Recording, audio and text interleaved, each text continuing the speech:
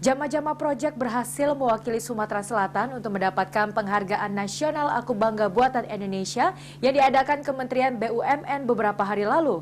Penghargaan tersebut dilakukan untuk pengusaha UMKM lokal yang telah memberikan andil besar pada kembalinya untuk menguatkan perekonomian Indonesia pasca pandemi.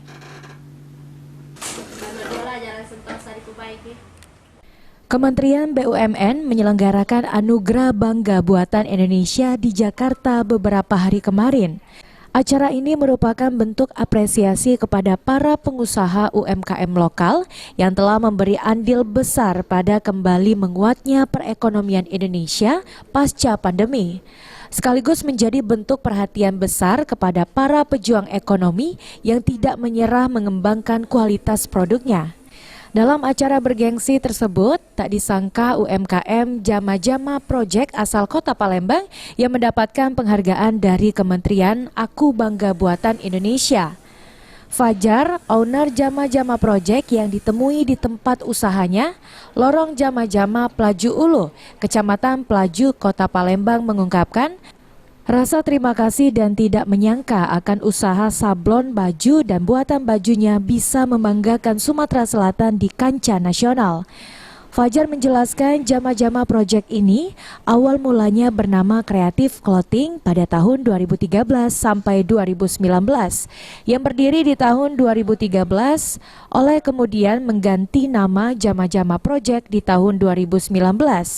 Nama tersebut diambil dari lorong tempat rumah produksi sablonnya sendiri. Jama-Jama Project memiliki visi dalam keinginan memenuhi kebutuhan kaos masyarakat dan misinya juga membantu dalam pengembangan usaha sablon dengan membuka workshop.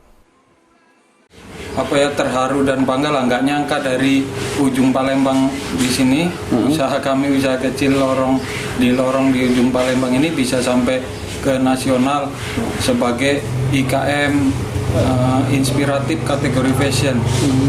Itu kategori seluruh Indonesia ikut dalam itu acara UKM dan IKM seluruh Indonesia disaring, kemudian diseleksi dari lintas kementerian, ada Kementerian BUMN, Kementerian Perindustrian, Pariwisata Ekonomi Kreatif, kayak itu, dan timnya diseleksi dan dinilai oleh Dewan Juri.